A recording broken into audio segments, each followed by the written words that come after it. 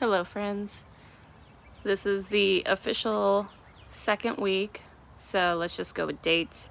Today is Friday, May 11th, 2023, the Friday before Mother's Day weekend.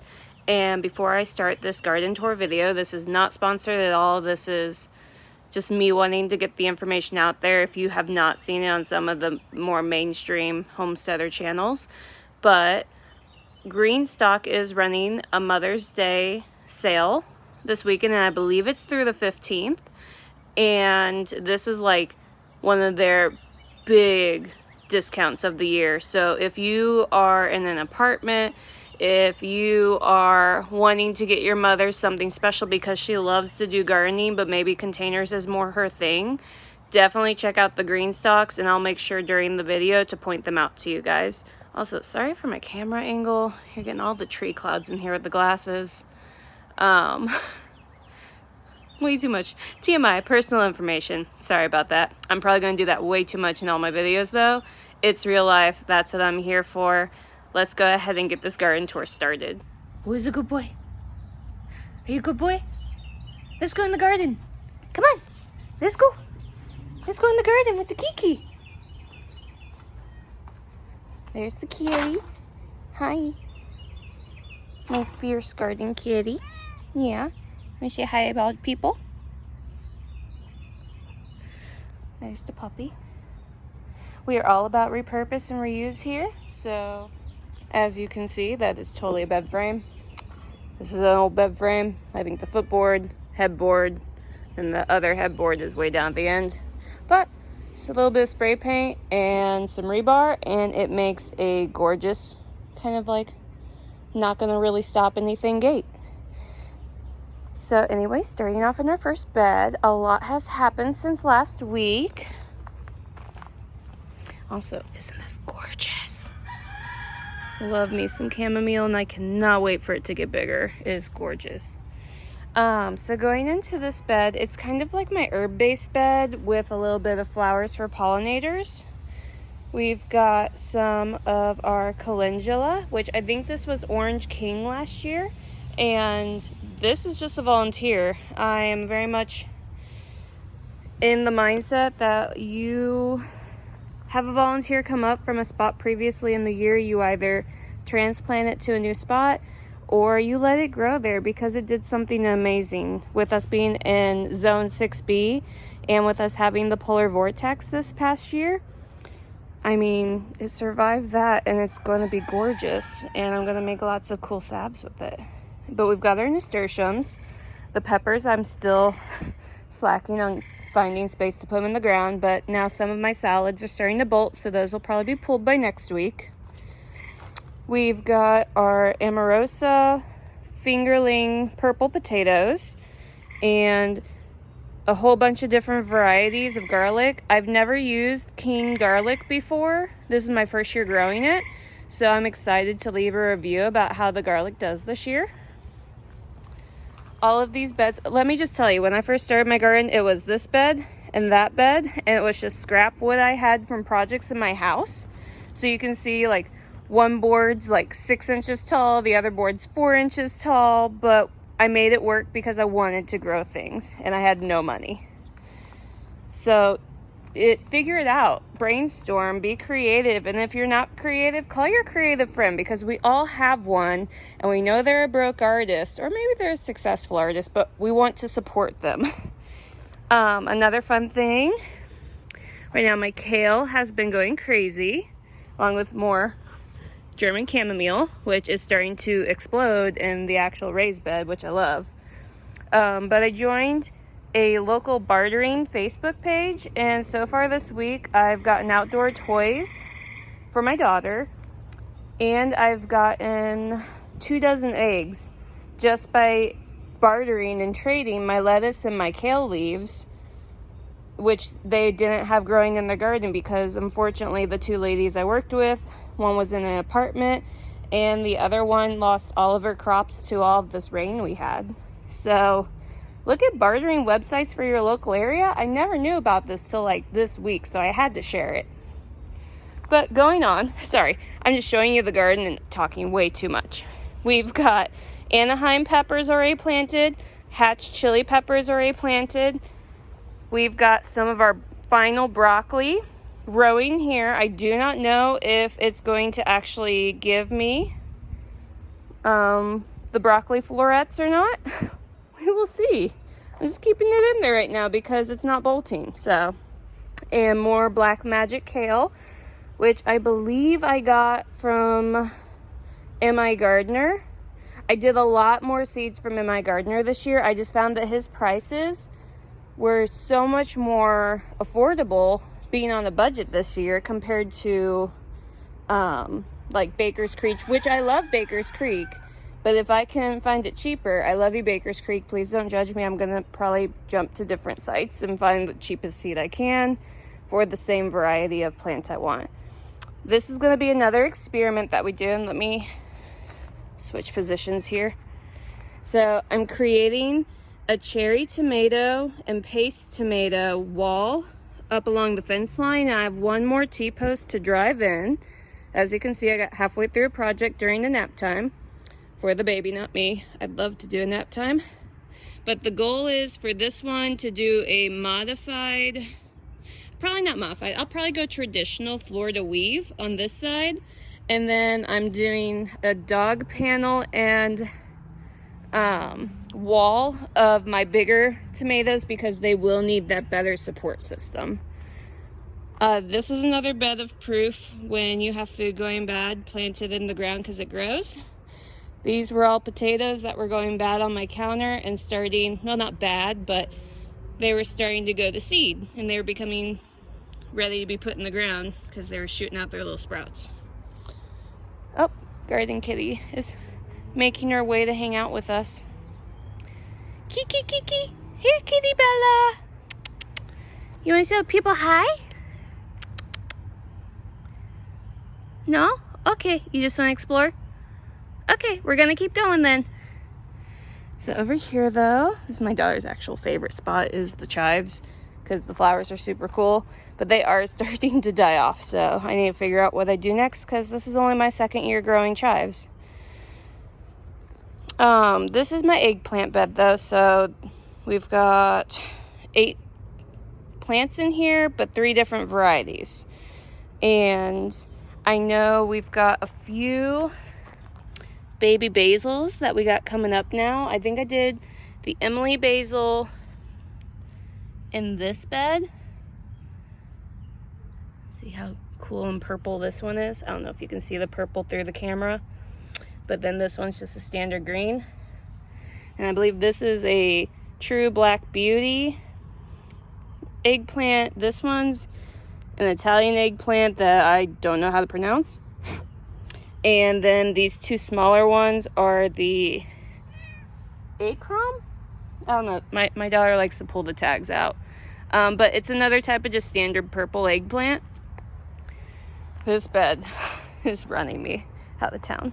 This is my lemon thyme and it is gorgeous. Followed by sprinkles of my freckle lettuce and then my 4 Seasons lettuce, which I do love the 4 Seasons lettuce. It is very slow to bolt, which is great because sometimes in Missouri things can't handle our weather fine, and then other times they just bolt super fast. Like I really struggle with growing bok choy. I really need to figure out my neighbor's rooster's name so I can just say hi to him because he's always talking to me when I'm outside. Garden Kitty on the prowl. She has no interest in birds though, so she's just an old retired cat. So going back to the garden. Ooh, very important information right here. So this is my purple tomatillos, and I'm actually going to pluck the flowers off. Oh, look, more basil. This one is, I call it Genovesa. I've heard Genovese. It's just one of those standard basils you see in the grocery store. But the reason why I'm plucking all the flowers off is the plant right now, when they put the flowers on, they are trying to put energy into making fruit on the plant. But at this size, I want them to focus still on root and leaf development. So I take away that need to want to grow that. And same with tomatoes. Actually, this one might be an emaciated blossom. And that's just multiple blossoms fused together, or a fused blossom. These are my black brandywines though. And once again, just picking off those flowers. I want them to get a little bit taller. They'll probably be the last time I pick off flowers, honestly, before I let them start trying to put on fruit. And this is just makeshift caging that I have free in my yard. The goal is to get more T-posts and do another weave right here. Oh, but going down on the crazy 1, 2, 3, 4, 5, 6, 7, 8th bed in the garden. We have got a kohlrabi, which I didn't even realize the seed fell out there. I thought I failed at all my kohlrabis and all of my radishes earlier this spring. Well, this one survived and 2 others survived over there. So, hey, I'll take it as a win. Radishes are, however, starting to flower. And then I did plant my poppies a little bit late, but they are thriving and I'm betting I'll have flowers in a week or 2. But the big note, and I definitely made a really big video this morning because I was just so excited, is my peas have officially gotten taller than me. They're probably sitting about 5'9", 5'10", getting close to 6 foot. But they're glorious. And I know I've seen others make videos. I didn't know this till this year. Peas come in different sizes. So like these peas, they're not stunted, which is what I thought they originally were. It's just that variety, the Lincoln variety, doesn't grow as tall. So I noticed also the Lincoln variety started putting on flowers and they're only about 1.5 to 2 feet tall. Whereas like my spring blush peas right here, they're 4 feet tall where the first flowers are.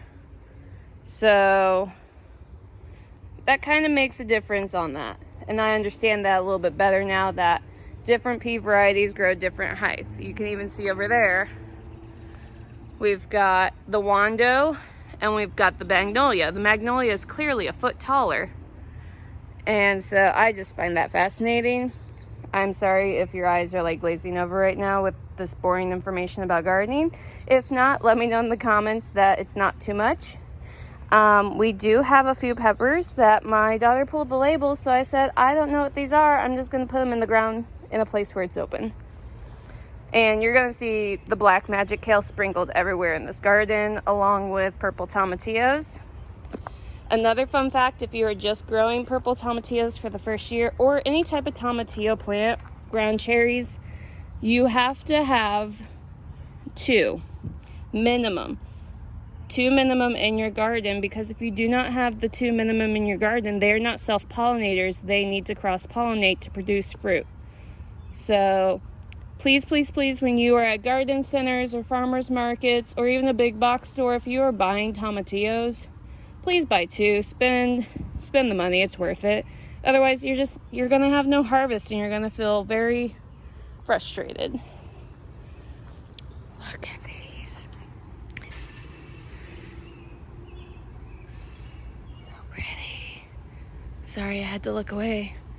The wind blew the door open and I didn't know if it woke my daughter.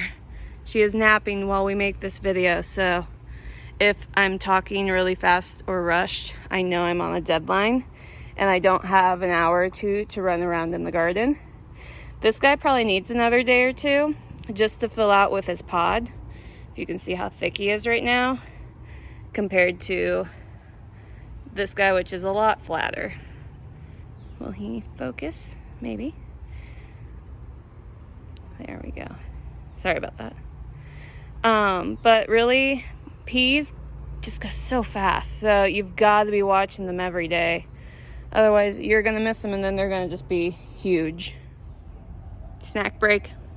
You got to have them in the garden. Peas don't have to be done. I'll eat them full pod. They are my favorite. But I'm 5'2". So You can see there. Yeah, about 5'9", 5'10" for those top little guys. So far, if just trying to keep track of everything, we've only done from front to the greenhouse pretty much right now on what's in the garden. So I'm going to continue now after I snag another one because they're my favorite. Can't help myself.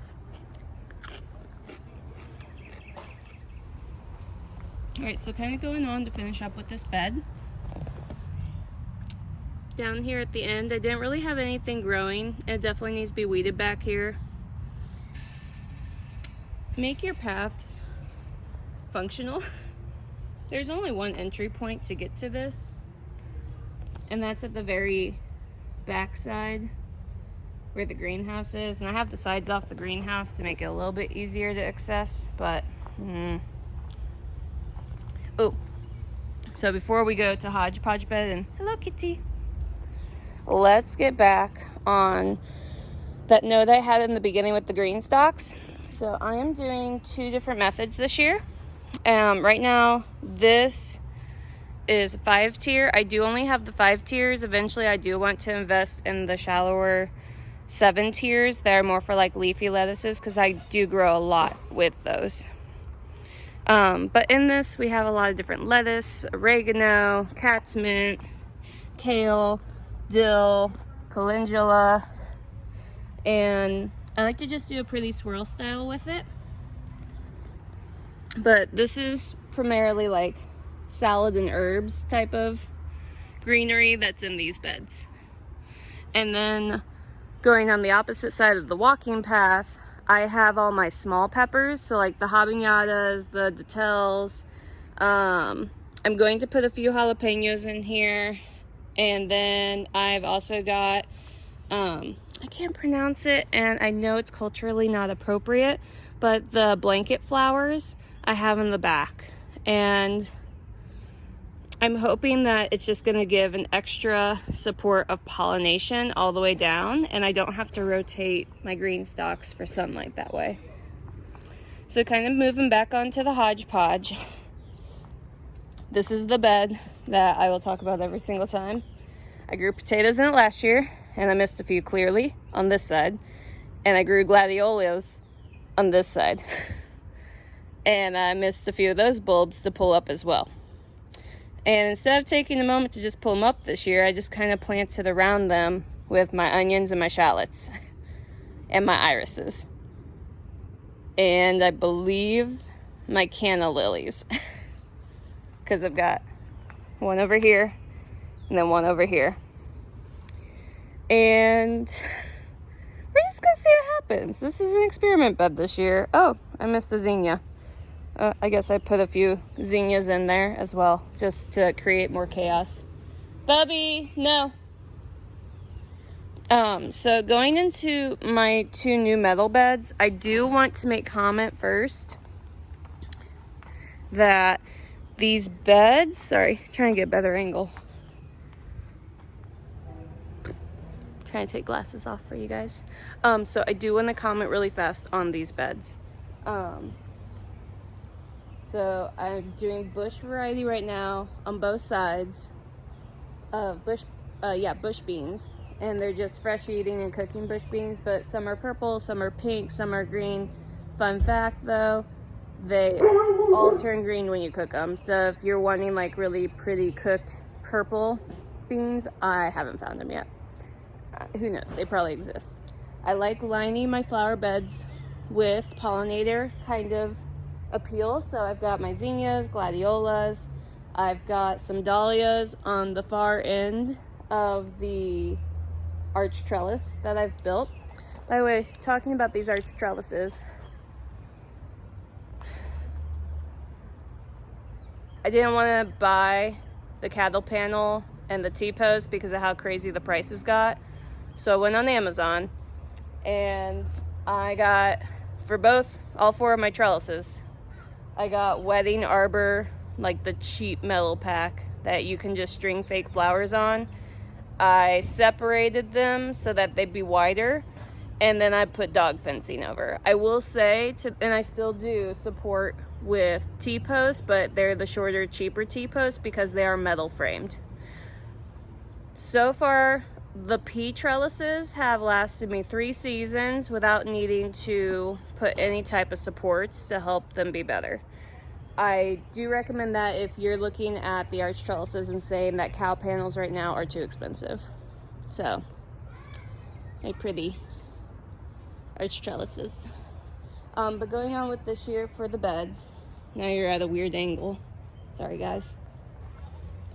Right now, more lettuce has been traded in deals right here, so I do have some open spots. I'm trying to open those up more, eat the salad off, and plant some more peppers here.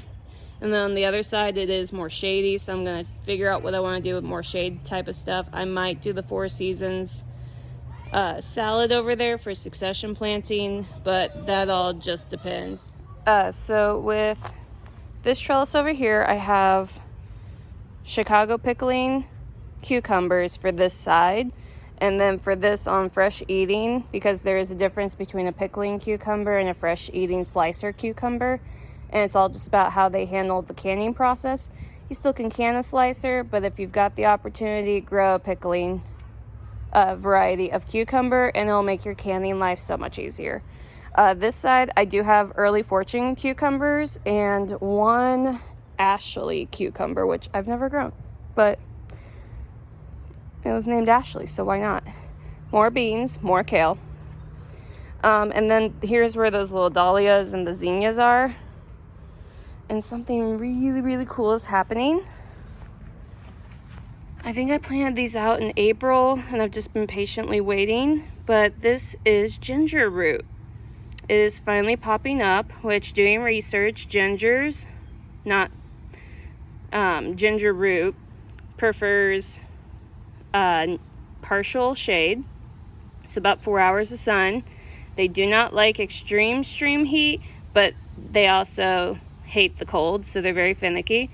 And their place of origin was monsoon type of locations in I can't remember, I'll have to look it up later for you guys, maybe on next week's video, but where they originated, because I pretty much saturate and water these hardcore every morning, but they're very well drained out. They do not like to sit in water. And they're just looking so good. I did not expect this, being my first year growing ginger, to go so well already. And then I have a matching pot on this side, because symmetry for these beds. I can't help it. So moving on into the garden, there's Buster making his appearance. We have my 2 walls of the dog fencing with T-posts put in the ground. The T-posts are, I think, originally 6 feet tall, but when you hammer them in, they're about 5 feet.